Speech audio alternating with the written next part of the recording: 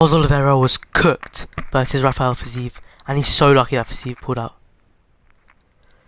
Oliveira's game plan was grappling, grappling, and grappling.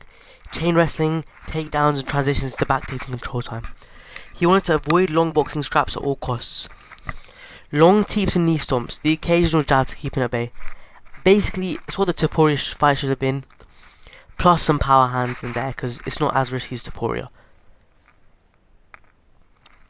Fiziev's game plan was Muay Thai, use teeps and knee stomps to set up boxing, try getting close to Charles, avoid any grappling, guard and ground exchanges. This is very doable, because you know Fiziev, he's not the best at grappling, and obviously that's Charles' specialty, so he needs to avoid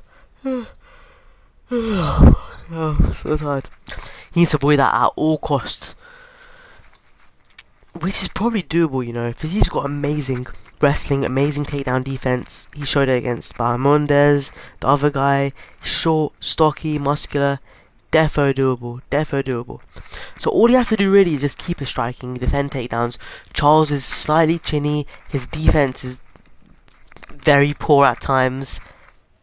His game planning is very poor at times. Sometimes just laying guard. He's got decent takedown defense, Fiziev. He can do so much more, man. Charles is coming off a KO. I'm not one of those guys that thinks coming off a KO means anything, but if Charles fights more hesitantly, doesn't throw as much, we know Fiziev's a better striker. Charles has more power for sure. That would have been his only chance. But like apart from that, I really think he's cooked, man. That's why it's so good he got booked against Gamrot. If he wasn't against Mateus Gamrot, Charles was legitimately cooked. But like now he's at Gamrot. Got a whole vid on that. Watch that one if you haven't, guys. Appreciate y'all. Big dreams, money minded, or the fame and the riches will never leave me blinded.